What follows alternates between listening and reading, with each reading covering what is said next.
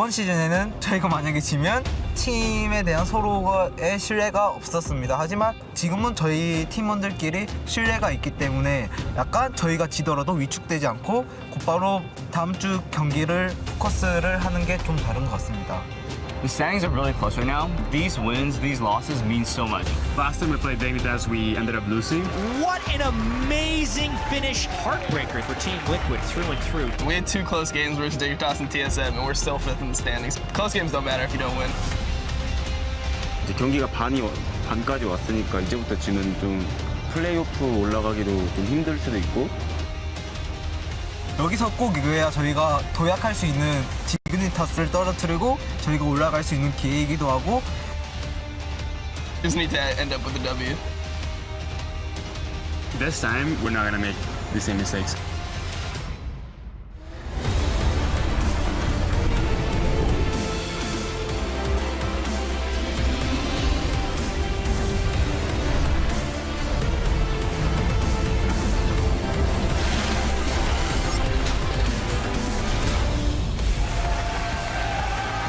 Welcome back to the North American LCS and Week 6 of our summer split action. We're coming to you live from our studios here in sunny Los Angeles, where the 10 teams are about to continue their march towards playoff. And Italy in the crowd and the fans out lined up, pumped as ever, showing off their guns. Lots of energy here as they're ready to cheer on their favorite teams. TDK just a short time ago in their ready room, pouring over the map and talking scraps because they're going up against Enemy Esports here. A very big game for both of these teams as they make their way to the stage.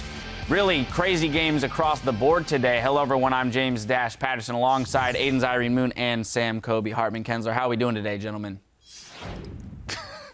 Give you the princess wave. I appreciate that. That's how I'm doing. Kobe's a princess today. All right, well, with 7 games left for each team to play, here's how things look in the standings. In first place, it's Team Solo Mid with 9 wins. Hot on their heels, though, we've got Gravity and Team Dignitas in second. Team Liquid climbed into 4th place with CLG, and 1 game back, it's Impulse in 6th. Then in 7th, we've got Cloud9, Enemy, and Teammate with TDK in last. We'll see if TDK can close that gap with our first game when they take on Enemy Esports. Then we'll reset for Counter Logic Gaming versus Team Impulse. After that, Team Solo Mid will try to defend their hold on first place against Gravity. And following that, stick around for our game of the week, Team Dignitas versus Team Liquid. A lot on the line for both of those squads. Now, we have got a big day ahead of us with every game carrying serious standings implications. Right now, the league is divided into the top 6 and the bottom 4. So I want to ask you guys, which of these teams do we feel could make the swap from group to group? Out of the top 6, there's 2 teams in the top 6 that I think could slide down, and that's CLG and TIP. CLG right now, they were first coming into last week, and now they're in danger of getting 5th. They started sliding already. They did. Oh, they started sliding really quickly, too. They went from first last week to possibly being in 5th at the end of this week, it being 2 back-to-back 0-2 weeks for them. So they're definitely in danger of falling to that bottom 4. At the same time, they're playing TIP today, and TIP is a team that's in 6th place. They have that last playoff spot right now, but they haven't beaten anybody above them, the top 5 teams above them. They're 0-5 against those teams, so they need to pick up a win here. Both teams do, in order to start reversing their fortunes and trying to stay in that top 6. So you think whoever loses that game is doomed? I think they're sliding a little more. Yeah, definitely. I think the 2 teams that have possibilities of moving up or most likely to move up are probably TDK and maybe Cloud9. TDK, they obviously look much better now that they got their starting roster in. They're also very confident in their new carries that they've got because we saw for the first time they put Seraph on a support champion, and that's just because now they have Ninja, now they have Emperor. They're confident in the other lanes carrying. Meanwhile, Cloud9, they look like a completely different team as well, bringing High back into the fold. The biggest change is probably their attitude. They just look like a team that have fight now left in them, at least. They were really sort of depressed, like the atmosphere around the team was really sad before. And even though obviously they have a lot of mistakes to clean up, I think at least they have a better mentality now. Yeah, reinvigorated there. And the TDK squad, Seraph on the top lane support, that was something we didn't even see in Challenger when they had a full roster at that time. Right, and that's not to say that he can't still carry games. It's just that they feel comfortable enough with having more options. They could throw anyone, anywhere. Now, another big matchup is the game of the week between Dignitas and Team Liquid. They're only separated by 1 game, so there's a lot riding on this one. Yeah, and the last time these 2 teams met, Dignitas, they're the team that we applaud for having split-second decision-making, but Team Liquid, they've been showing more and more hesitation pretty much since this matchup. They had that kind of blunder at the end where it was that last 2 minutes of the Dignitas Team Liquid game that went completely awry for them. They won a team fight, they went for the base, and then it just turned around on them. And since then, they've had opportunities to close games out that they didn't take because they were just afraid of that situation happening again. So Team Liquid can't be scarred by that.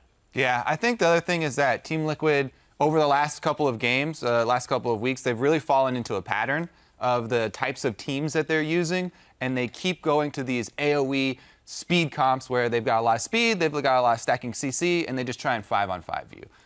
So they've fallen into a pattern, whereas Dignitas are the ones branching out. They had that double teleport comp.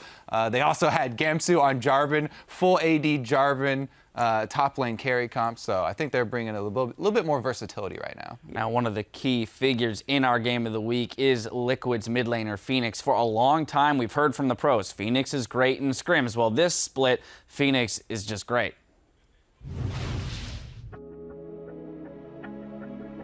제가 리퀴드에 왔을 때 제가 원했던 건 리퀴드의 전 시즌보다 성적이 잘 나는 거였는데 컬스가 항상 4등만 하다가 제가 와서 3등을 했어요.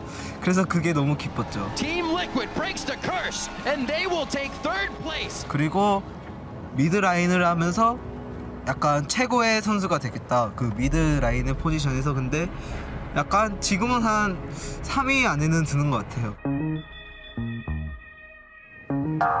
In the game, he's like super mechanically like proficient and he's super accurate, which is really funny because his personality is kind of like all over the place. Outside of the game, I'd say he's just like a troll guy, like very like a goofball. 제가 원래는 그런 성격이 아니었는데 제가 처음에 여기 했을 때 팀이 굉장히 힘들었어요. 약간 피글렛 선수와 팀메이트의 막 갈등도 있고 그래가지고 이렇게 팀 분위기가 되면 절대 성적을 잘 낼 수가 없다. 그래서 제가 그때 이후로 항상 장난을 억지로라도 치면서 애들을 많이 웃겨주려고 노력하고. He has a habit of eating stuff, like biting stuff. 그냥 심심해서 그냥 자꾸 뭘 하고 싶은데 큐는 막 40분 막 점수가 너무 높아서 컵이 제일 그나마 나은 것 같아. 플라스틱 컵. He just like eats his shirts. I don't know.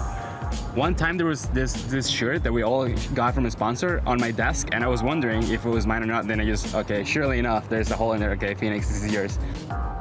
막 애들 사이사이 막 관계를 제가 좀 많이 좋아지게 한 것 같아요. 그래서 저희가 좀 더 잘해줄 수 있었던 것 같고, 네, 그런 것 같아요.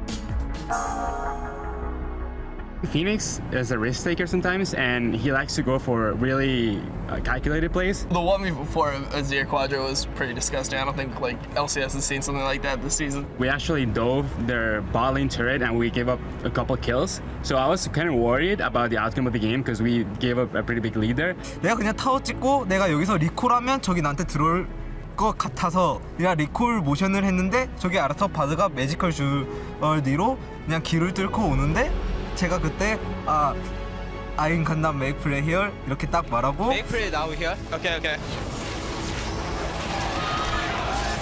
Oh my God, Fenix! Holy shit! What just happened? A quadra kill, an amazing play by Fenix on Azir! I just look bottom and I see all their dead, like the corpses in the floor, and it's like, what just happened? Because it was so insane. I've never seen anything like this before. One before, like quadra kill, like who does that? All of us just started running towards Baron. We knew that like the game was probably over after that. 막 애들이 막 소리를 지르는데 해냈다. 막 제가 막 잘할 때마다 막 온몸에 막 전율이 막 흐르고 막 내가 막 신이 된 것 같고 막 그래요.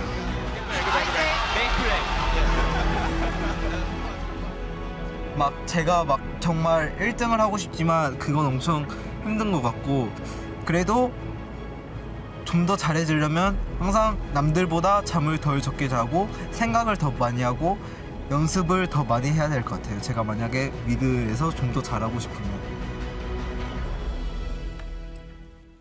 And it's been great to watch Fenix's transition from hearing about how great he is to seeing how great he is with his performances lately. And he's up against Shifter today, who's also been able to have a little bump in his performance. And I want to see if he can just continue to climb that ladder and go towards his goal of being #1.